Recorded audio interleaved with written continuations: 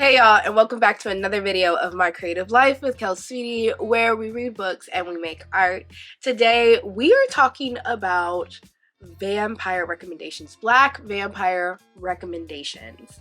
I am in the middle of the I Love Black Horror Readathon, which if you are participating, thank you so much. This has been so much fun.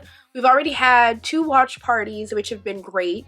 Every single watch party, we've had somebody who hadn't seen the movie before. We just finished Eve's Bayou like yesterday. It was great to have somebody watch Eve's Bayou for the first time, and they were like, why do I want to be a Bayou witch? Like, this is amazing. I know now why my mother didn't let me watch this so early, because I would have definitely been a Bayou witch. I would have moved to Louisiana just for this, the drama. Let this drama be in a book, which, this is my point. I want a book that sounds and feels like Eve's Bayou. If there is any author out there, that's what I need to make happen. Today we are talking about vampires though. Now, vampires, out of all of these themes, are probably my least favorite genre. Let me explain. I was talking to Ellie during our night terror meeting yesterday, and we realized that we honestly don't too much care for vampires. Especially not in the classic sense of the vampire. You know, you live for how many years and you're still making bad decisions. Almost every vampire story, they're making horrible decisions. Nosferatu, you live this long and you're still making decisions based off of a woman? Based off sex? Like, your demise was because someone was like, yo, come over. And you said, say less. And you ended up being stuck there until the sun came up. You lived how many years, my dude? Twilight. Edward is how much older than Bella in the grand scheme of how long he's been alive? You're still calling people spider monkey. You're still making bad decisions, putting this girl in danger. You still are like, oh, I know that I shouldn't be with you, but I want to be with you. Okay, I'll be with you. You're not a teenager anymore. Come on. There's so many instances where vampires just make bad decisions that are mainly based on them having sex. And it's like, you're supposed to be immortal and have been here for so long. How are you still making bad decisions? I am waiting for the day when I read a vampire novel and the vampires aren't making mortal-like decisions. Or maybe, is that the whole point of vampires? Because even Dracula, I didn't even finish Dracula. It got a little boring, and there was a lot of conversation around food in the book, which I think was on purpose, you know, considering the subject matter. I've kind of dealt with that. But again, still making a lot of decisions that kind of just felt very mortal-like. I don't know. Is that just me? I know there's a lot of people out there who love vampires, so it might just be a me thing. Vampire Diaries! Don't get me started. Let's move on. Point is, I know that vampires are very important. And I know also that there are a ton of Black vampire movies. I mean, Blade being one of the most well-known, right? Interview with a Vampire, the new series has come out, and it's been amazing. It's been wonderful. What else do we have? There's more vampire. I mean, there's Blackula, you know. Ganja and Hess. Now they're starting to come. The point is that in comparison to Black witch representation, there is plenty in movies and shows Black vampire representation. I think that has something to do with the history behind vampires. I found out last year that there's some discrepancy on which came first, but there is an East African vampire legend that kind of predates anything that Dracula and all of them came with. So there's question on whether or not we're the ones who invented the idea of a vampire. Of course, there was the Black vampire, which I think I talked about in last year's vampire recommendations video, where it was the first American vampire story that was ever made. And it was about a slave who was killed by his owner, came back as a vampire, wreaked utter revenge. I read it. It's not as amazing as you would think, maybe because of the language barrier of the Old English and everything. But still, we love the story. So, all that being said, today we're going over vampire recommendations. As you may hear, I'm a little congested.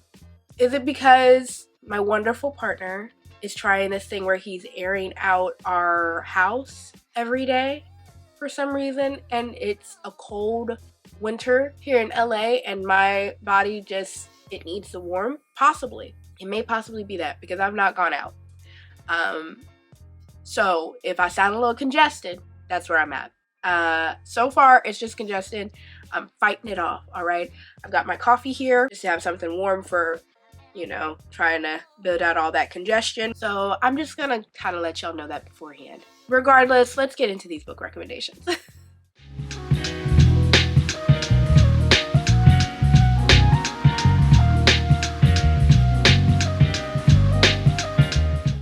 I mentioned in that very long intro, vampires may not be like my favorite theme within horror, but it does not mean that I have not read them. So let's start off with 2 books that I have read, and I still, while I didn't fully enjoy them, I do feel like it was a me thing. Like, I feel like story, writing, amazing. I just think that, like, this is really a thing about I have with vampires.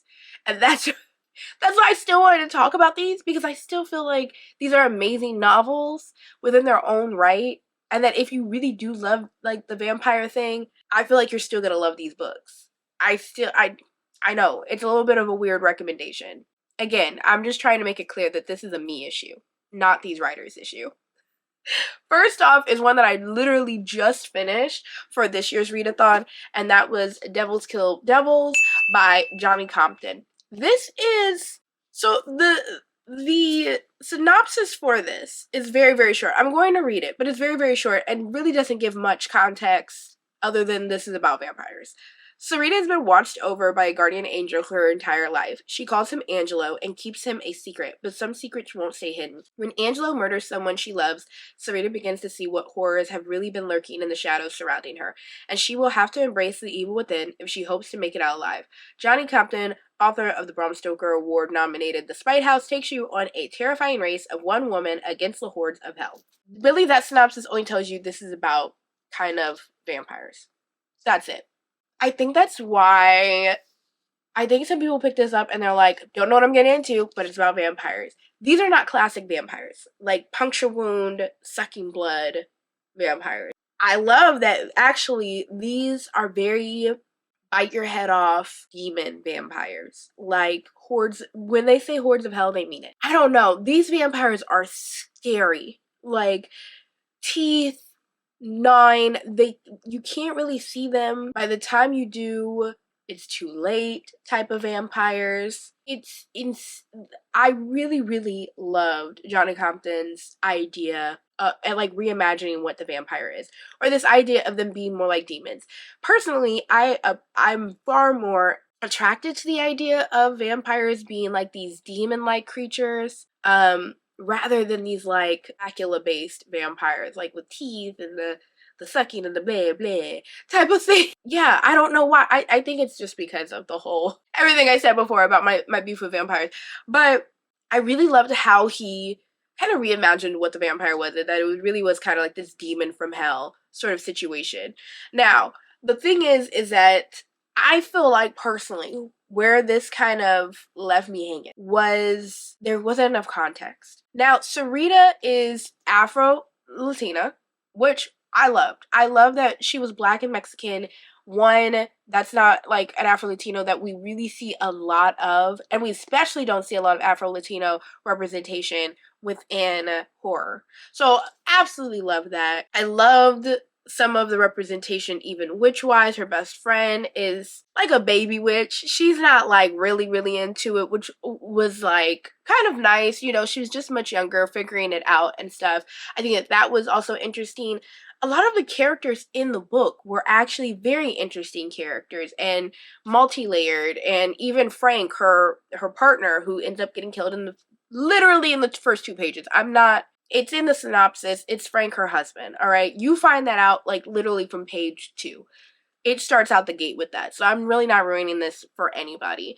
He's white, and it was very interesting kind of learning about, like, his family and the spectrum of racism that she was kind of experiencing from his family in different ways. I thought that was a very interesting conversation too. These are all things that have nothing to do with the vampires, right? Like, that I was interested by. The vampires themselves, I had no real context on why they were doing what they were doing. Why was Sarita chosen? Why was she... I don't want to give too much away on what they're trying to do, but essentially it's the second coming. That should be kind of inferred. There was not enough context on the whys. And because there wasn't enough context from the whys, there wasn't enough of me, like, caring. Like, I was like, okay, I don't really know why they're doing this. So every decision that they make, I'm not, like, powered by an emotion behind it or anything. That's my biggest issue with this. I think that, personally, it could have done with 50 to maybe 100 well-placed extra pages of context and backstory. I don't know if maybe even starting out the gate not with the murder of her husband maybe would have been helpful, and maybe some backstory of Sarita, like really having me care about Sarita as a person as well. I just didn't make those connections in the novel, and that, I think, is why by the end I felt unsatisfied. I will say, though, there are so many amazing passages and quotes about the concepts of good and evil and light and dark that are metaphors for us as people in our society that I absolutely loved. Like, they were so amazing. And even the quote that had to do with the actual title of the book, Devils Kill Devils, it was in reference to a vampire survivalist. They were saying that good is something that is easily noticeable. You can see something, you go, that's good. That's somebody that is good. That's light. Evil is harder, right? Two people who are inherently evil or do evil things may not even recognize that they're both evils because they both have their self-interest in mind. That's why two evils can turn on each other. That's why devils kill devils, because it's very easy for two evils to possibly turn on each other because they have their self-interest in mind. So if another evil doesn't have their self-interest, they're like, well, you're the evil here, I'm not the evil, because they've made it in their mind that they're not evil, that they're doing this for the good of this, that, and the third, as opposed to good. Good is very kind of blanketed on what it is, which I think was an interesting concept in regards to us as a society and how many different things crumble, how many different evil regimes fall. Usually they fall onto each themselves because of evil against evil. In some circumstances, how two evils could sit there and go, I'm not evil, you're evil, when both of you guys are evil. I thought that was an interesting concept and metaphor and a conversation. The other thing that I thought that was really good concept was the idea of light and dark, and the conversation that darkness is neutral. It's neutrality. That without the sun literally actively heating our planet, it would be dark. It would just automatically be dark. Without light sources, we would be in darkness. That darkness is the neutral point. That light is a force in an action that has to happen in order to fight against the darkness. And that places where darkness lives, where there is light, is trying to survive, but it's just also a place where lightness has not fed yet. Has not reached yet, and that as soon as lightness, this powerful lightness, can reach that area, then there is no more darkness. And it was really just a metaphor in regards to ourselves, that being neutral is not being good, it is not being a part of the solution, it's not being part of the light, that it's actually just a part of the darkness, that darkness is a part of us neutrally, that like us doing nothing is a part of that whole concept, that action is necessary in order to be a part of the light and part of the solution. Again, really, really love those concepts. Love the ideas of, morality and how it's an action word, not just a thought, but an action. I loved all of that. I just needed more context. I needed more world building. I needed more context. Keep in mind, I read this after finishing Womb City. And I would have even argued that there was so much world building. But also, I felt like that had to do, again, with me being not a fantasy reader. And it kind of built on this idea of world building the same way fantasy novels do. So again, me problem, not author problem. Coming off of that and then going to this that had substantially less world building, I was kind of like, can I have a midpoint? would like a midpoint. So I do still really recommend this novel. I think, once again, I think there's a lot of great ideas in this novel. I think that I walked away with a lot of interesting, thought-provoking ideas from this novel, which I'm not mad at. I think that just the plot itself could have been worked a bit more for me to care and really go. And the story itself is amazing. Rather than going, the ideas in the story are amazing. Does that make sense? Okay. Hope it does. We're moving on to my next novel that I've actually read. So my next novel is My Soul to Keep by Tanana Reeve-Du. Okay, I read it last year. Did I give it a 2? Yes. Again though, it feels like it's slightly like Johnny Compton in the sense that I loved what she was doing with the idea of vampires. That it was a very new and fresh idea of approaching the vampire lore and character. I'm going to read the plot. When Jessica marries David, he is everything she wants in a family man. Brilliant, attentive, ever youthful. Yet she still feels something about him is just out of reach. As soon as people close to Jessica begin to meet violent, mysterious deaths, David makes an unimaginable confession. More than 400 years ago, he and other members of an Ethiopian sect traded their humanity so they would never die, a secret he must protect at any cost. Now his immortal brethren decided David must return and leave his family in Miami. Instead, David vows to invoke a forbidden ritual to keep Jessica and his daughter with him forever. Harrowing, engrossing, and skillfully rendered, My Soul to Keep traps Jessica between the desperation of immortals who want to rob her of her life and a husband who wants to rob her of her soul. With deft plotting and an unforgettable climax, this tour de force, reminiscent of early Anne Rice, will win due a new legion of fans. Wonderful, right? I would like to also state that this book was published in 1998. That's very important for me to say once I get to going on how I felt about this book. David is very, that's how they pronounce it, is David. It looks like David. It's David, just because of how old he is. The living blood, because that's what courses through his veins. That's the whole idea of like how they became immortals and vampires or whatever, is the living blood within them. And keep in mind that they're vampires, but they're not necessarily vampires in this idea of I need to drink somebody's blood in order to survive or anything like that. They're kind of just vampires in the sense that they drank the living blood, are now immortal. And I think that there's been talk that they're more immortals than vampires, and what's the difference, and do you have to drink, blah, blah, blah, blah, blah. Point is that I do like the idea behind these immortals. This new, very fresh idea behind an idea of vampires. Love that. Love the story behind it. Love the backstory. Loved how even in the ending, it was a huge, like, point plot. This living blood and how it can be a cure-all and how it can cure people and how our main character decides to use that power. Absolutely love that. What I did not love, David and Jessica. I hated our main characters. Absolutely hated them. David, again, going back to that conversation I had at the intro, David was so selfish in absolutely every decision that he made. To be 400 years old and to make constantly more and more selfish decisions as the book went on, I literally wanted to kill David. I was like, nothing you do is for anybody else but yourself. That is it.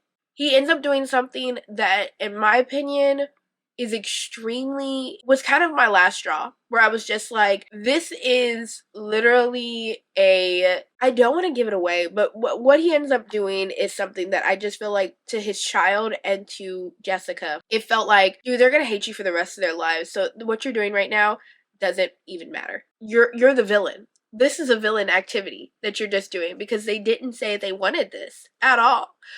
That was a very difficult portion, and it really threw me off of David. There were also a lot of other situations that David did.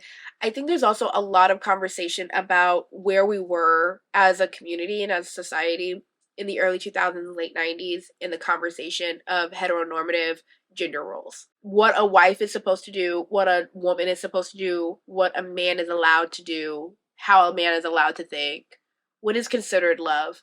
I think during that time, a lot of people mistake jealousy, violent jealousy, as a form of passionate love. we now know that it's highly toxic, highly masculinity toxic. And in this book, there's tons of that. Just jealousy.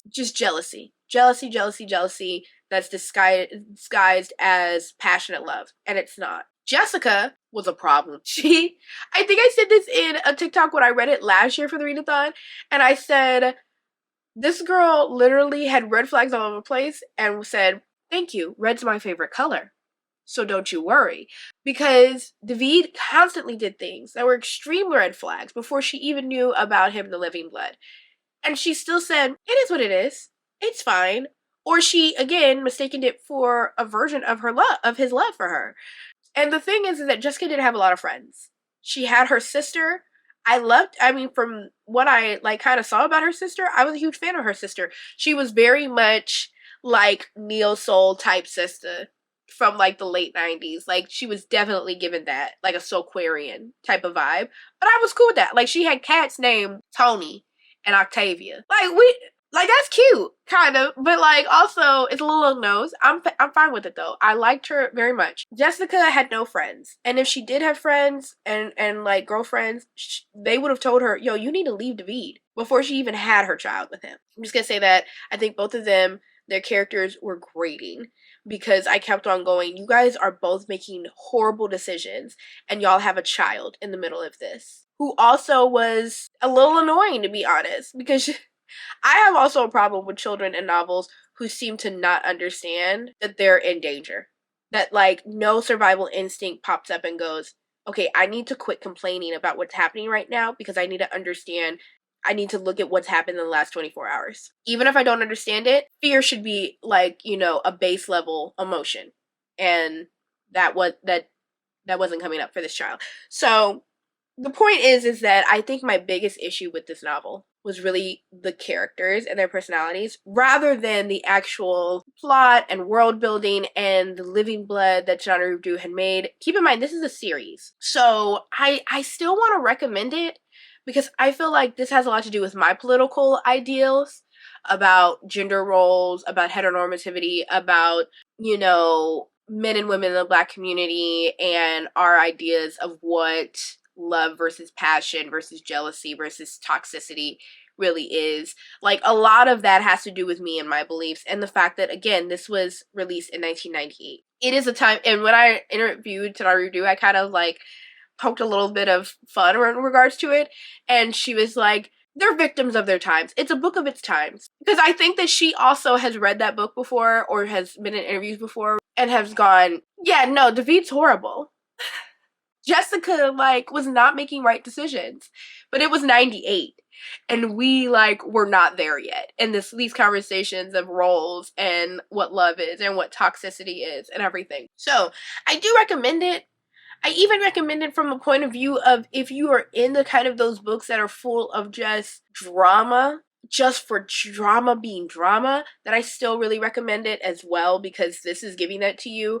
And I have to say again, the world building, the actual world that Tanaru Du made of this living blood, of these immortals, it's still fantastic. I would honestly love a world where we approach that, where she was to approach the immortals again and the living blood, but from a point of view of present day and mortality. I would read that book in a second. Those are my first two very long-winded, hey, these are books that I already read about Black vampires. I know that they're not the shiniest reviews, but they are reviews that kind of are very contextual. Did I enjoy this book? Portions of it, the actual writing, the actual vampires that they're doing here.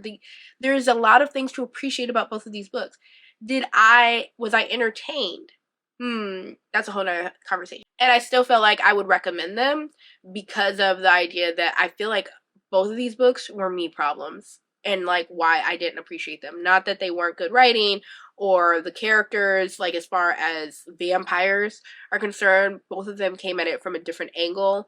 And I can appreciate both of those. Let's get into, quickly, because I'm already talking far too much, some of the vampire novels that are on my TBR and have been for probably far too long than I care to admit. For our first novel, I'm just going to get this out of the way because I somehow have not read this novel yet. I'm hoping to in the upcoming weeks. We will see who knows? But that's House of Hunger by Alexis Henderson.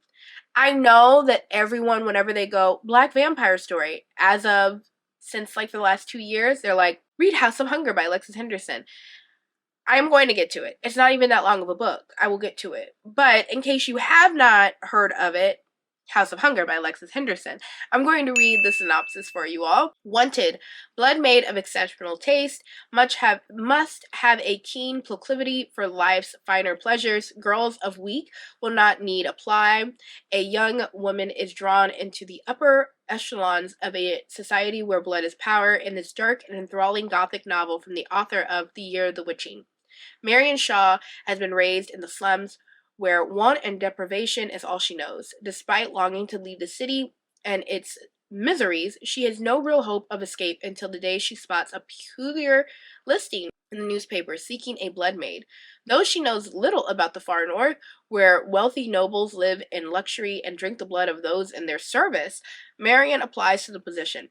In a matter of days, she finds herself the newest blood maid at the notorious House of Hunger. There, Marion is swept into a world of dark debauchery, and at the center of it all is her. Countess Lisavette, who presides over this hedonistic court, is loved and feared in equal measure. She takes a special interest in Marion.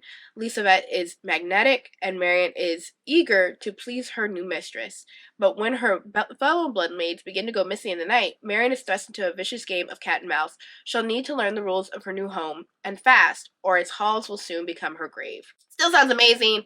It's sapphic. We love that. It's vampires. It's debauchery. I think debauchery was used in that synopsis, and that's exactly what it sounds like. I'm excited to try it out. It sounds very classic vampire, very hedonistic was also used. Great word for vampires. And I would like to read it. It came out, 2022. And everyone in the world is constantly saying to read this book. This is unofficially on my TBR for the readathon. Her other book, The Year of the Witching, is officially on my TBR. So if I get through The Year of the Witching and I'm like, love that, I still got time, let's read House of Hunger. I might even read it for next month. It's Women's History Month. Still fits the bill. So that is House of Hunger by Alexis Henderson. It sounds really great, and everyone in the world has read it, and it's got a 3.65 rating on Goodreads, which is still, with 19,000 ratings, nearly 20,000 ratings, that's pretty, like, a good, really great book. I've not heard anybody say, like, they didn't like it. We'll get to it eventually. Next on this list is one that I feel like without this, House of Hunger couldn't even maybe be a thing. And that's L.A. Banks' Vampire Huntress series. It's been described as if Kendra from Buffy the Vampire Slayer had actually not just lived for like 2 seconds and had a horrible accent. I'm Kendra, the Vampire Slayer. And actually had her own series. I really want to read this one because of that type of synopsis. I'm like, well, that sounds amazing. Now, I'm trying to keep in mind that this was also published in 2004. So more than likely, I may end up having some issues with it that I already had with My Soul to Keep, which we just talked about in depth. I won't go over it much more again. But if you're looking for something like that, if you're a huge Buffy fan and you're looking like, oh, where is the Black representation that's not Kendra? God bless her. Very cute. We love it. But that accent was horrid. And she was in the show for arguably not as long as she should have been. She gave Buffy Mr. Pointy. Like, Mr. Pointy's an icon in and of itself. And Kendra doesn't get her shine. I'm just saying. Anyways, Minion is the first book in the Vampire Huntress Legend series. If you're kind of looking for something in that vein, this was published in 2004 by L.A. Banks, and this is a synopsis for the first book. There's one woman who is all that stands between us and the eternal night. See, Buffy already. Here is an account of her legend. All Damali Richards ever wanted to do was create music and bring it to the people. Now she is a spoken word artist and the top act for Warriors of Light Records. But come nightfall, she hunts vampires and demons, predators that people tend to dismiss as myth or fantasy. Damali and her guardian team cannot afford such delusions, especially now when a group of rogue vampires has been killing the artists of Warriors of Light and their rival blood music. When strange attacks erupt within the club drug trafficking network and draw the attention of the police, Damali realizes these killings are a bit out of the ordinary, even for vampires. Instead of neat puncture marks in the neck showing where the blood has been drained from the body, these corpses are mutilated beyond recognition, indicating a bloodlust and thirst for destruction that surpasses any Damali has encountered before. Soon she discovers that behind these brutal murders is the most powerful vampire Damali has ever met, a seductive beast who is coming for her neck. So, is it campy? Absolutely. Is Buffy campy? Absolutely. So, don't read this series thinking, oh, there's going to be so much literary, like, quotes and this, that, and the other. No, it's going to be very camp. I'm pretty positive these are written as kind of YA. Like, not YA, but like, we're just getting out of YA type of novels. Just something to know as you're going into them. So that you're not going, this was not as literary as I would have hoped. So, I do recommend these though. I want to read these when I'm just like, hey, I just want to kind of have some fun. Just want to read. No literary thought, if that's possible, as we all know. But I just want to read something. Because I still feel like it's kind of Buffy equivalent. It's campy. She's like, I'm still going to be a spoken word artist. It's 2004, y'all. That was a thing. India.Arie was out there, you know? So, Minion by LA Banks. Contrast to the very campy series that I just spoke about. If you're looking for something more literary, and somehow people still don't know that this book like exists, which is insane to me, because it's kind of like as soon as somebody goes sapphic, vampire, black, this is what should come to mind, and that's The Guild of Stories by Joel Gomez. It was the first of its kind, and during a time when black horror wasn't really a thing. I mean, it was coming up during the times of Tananarive when she first started writing. We were just getting a lot of black horror of any kind. And Joel Gomez said, I'm going to make not only a black vampire story, but it's sapphic. And this was written in 1991, which is just insane. The winner of 2 Lambda Literary Awards, The Guild of Stories is a very lesbian American odyssey. Escaping from slavery in the 1850s, Gilda's longing for kinship and community grows over 200 years. Her induction into a family of benevolent vampires takes her on an adventurous and dangerous journey full of loud laughter and subtle terror. I've heard a lot of people, I need to read this finally.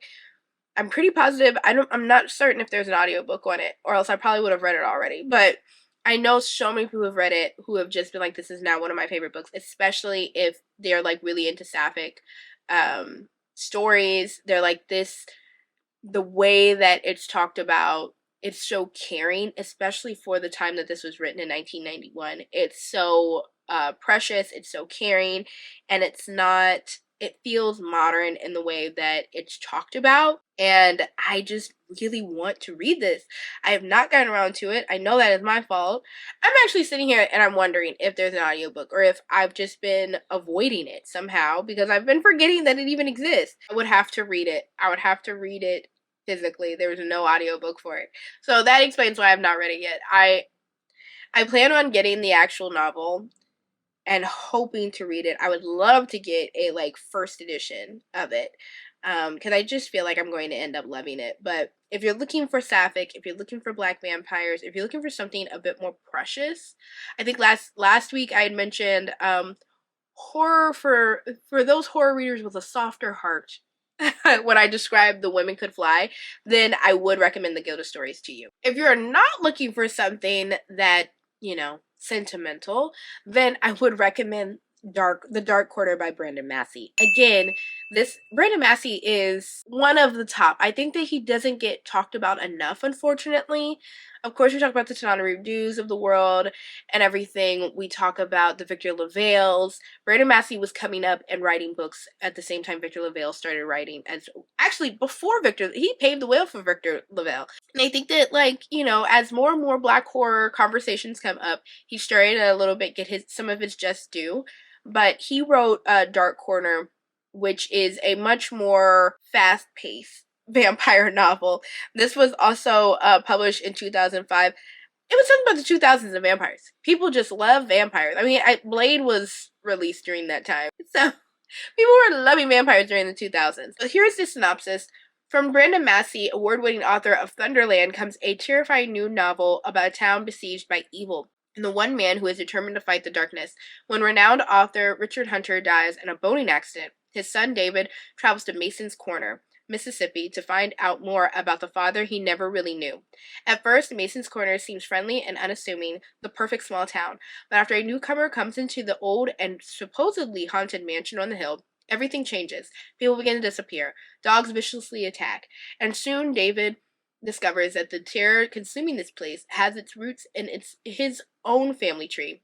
For something has risen in Mason's Corner, something with bloody ties to the town's past, something undead and hungering for vengeance. So yes, it sounds very much like very Dracula in the sense of house on the hill, town that is at its mercy, feeling that it's, it's being involved and evoked with this evil that's this house on the hill type of situation, but much darker. So if you're looking for something that's not as sensitive as my last recommendation, I do recommend this. I want to read Nana by Brandon Massey first before I really delve into a lot of his other work, because I know that Nana is one of his most well-known works. And I know that if I like Nana, I think I'll be reading this next. I think I would read this for certain next, because as I mentioned before, I try to get through Dracula. Maybe like a more modernized version of that I would be very much more interested in, and also very Southern Gothic. Like, I feel like that may kind of give me a little bit more like, I'm interested. And maybe not as much conversation about Paprika. Dracula was talking, there was so much talk of Paprika and Dracula. If you want even something more fast-paced than that, and that was true Southern Gothic for you, then I recommend for you to check out Philadelphia by Rodney Barnes. This is a graphic novel, and I always try to, like, if I can, include some graphic novels here and there. After reading, what was it? Bitterroot?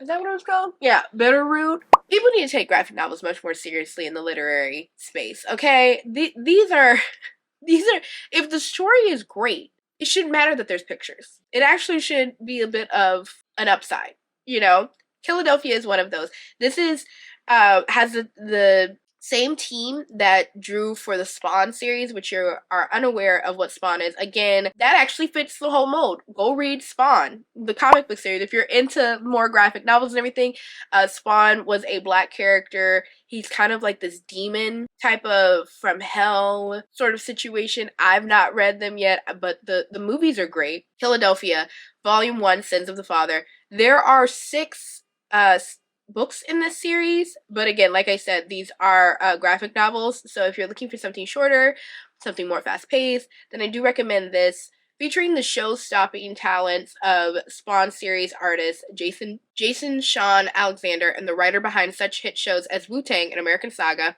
Marvel's Runaways, and stars American Gods, Rodney Barnes, which watch American Gods. I know all the other He Who Should Not Be Named. I love the book. The show I heard is amazing, and it has like an amazing performance by Anasi in it. So I'm just putting that in there. Okay, continue. When a small town beat cop comes home to bury his murdered father, the revered Philadelphia detective James Sangster Sr., he begins to unravel a mystery that leads him down a path of horrors and shakes his beliefs to their core. The city that was once the symbol of liberty and freedom has fallen prey to corruption, poverty, unemployment, brutality, and vampires. But the mystery goes even further when Jimmy's investigation leads him to uncover the source of the outbreak is long-thought-dead President of the United States, John Adams, a man secretly biding his time as he builds an undead army to start a new and bloodier American Revolution. There's a reason they coin a phrase, you can't go home. Welcome to Philadelphia. I mean, again, camp, action. John Adams is doing an American Revolution in Philadelphia? But it's like undead vampires? Sometimes you just gotta have fun with it. Sometimes you're taking it too seriously. You gotta have fun with it.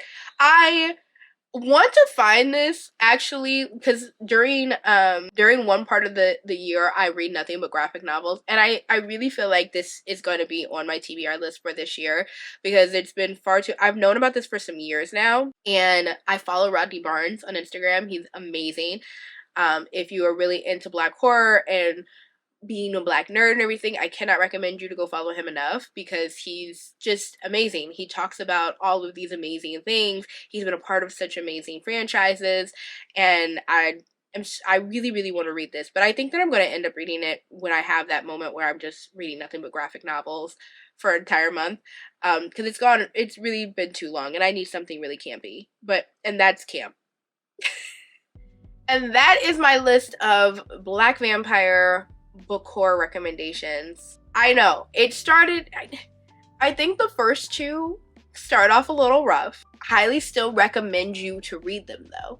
Like, I'm not somebody who's just like, I didn't enjoy this at all, you shouldn't. I don't think it was that I didn't not enjoy those books at all, or else maybe I would have not recommended them at all. I actually had plenty of things that I enjoyed about them. Just overall, it wasn't for me. I think that it's for somebody though.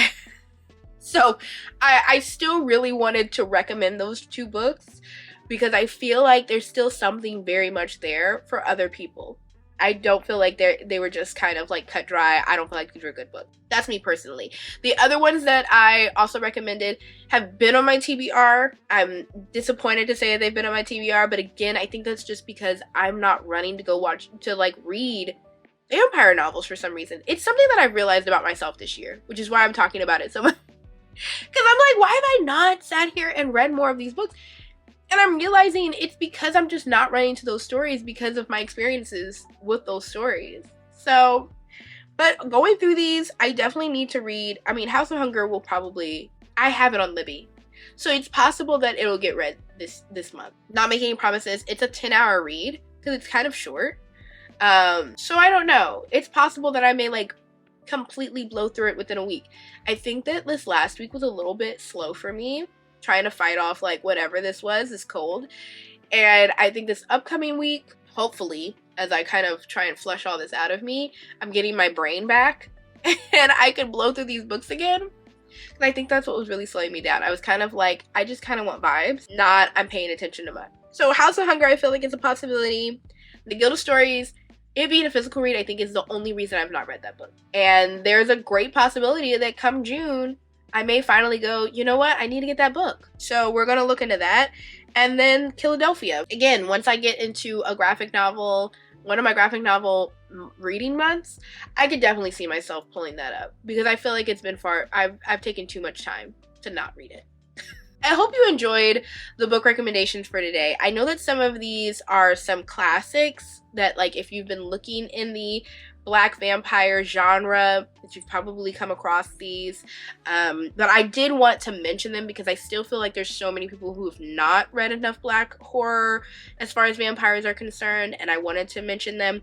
If you are following me on Instagram, this upcoming week, you will be seeing some more modern ideas of Black vampires. I wanted to keep some of those for the Instagram post, so make sure you're following me over there if you're looking for more modern new releases, Black vampire horror recommendations. Those will be coming out later on in the week. I'm very excited for what I'll be like recommending though over on my Instagram, because some of these are ones that I didn't even know were vampire related, which I love. I love that. I love that from following others and doing some research. I found some of these, so I'm very much excited for it. So make sure you follow me over there. Subscribe if you're not already. I have another week to go for the Black horror recommendations, and next week is spirits, so that should be fun. There's so much spirit content surrounding Black horror, so I did not really run out of a lot of recommendations for that, so that should be fun. And even past that, next month is Women's History Month. I love a good horror novel written by a woman, so there should be a lot coming up for that, as well as, of course, my wrap-up from this month. There's plenty of things coming up, so if you're looking for book content, you should subscribe. I think that that should be a thing. Also, comment down below if you've read any of these novels that I recommended today. Let me know what you thought of them. I would really also love to know like people's thoughts around if you are a vampire lover. Why do you love vampires so much? I would love to know that. I think because I'm realizing how I feel about vampires, I'm now like wondering like why do other people love vampires? Am I alone? Do other people also realize that they're not huge vampire fans either? I don't know. I think we all were victim to the Twilight franchise during the early 2000s, and we just never really let it go or thought of the fact of maybe we don't like vampires as much as we thought. Of course, I'm saying that, and Nosferatu is just now starting to die down, the hype around all of that. But again, I enjoyed that movie while I can still say that stupid decisions were made on Nosferatu's part. Okay, thanks y'all for watching. I really appreciate it. I will see y'all on the next one. Bye!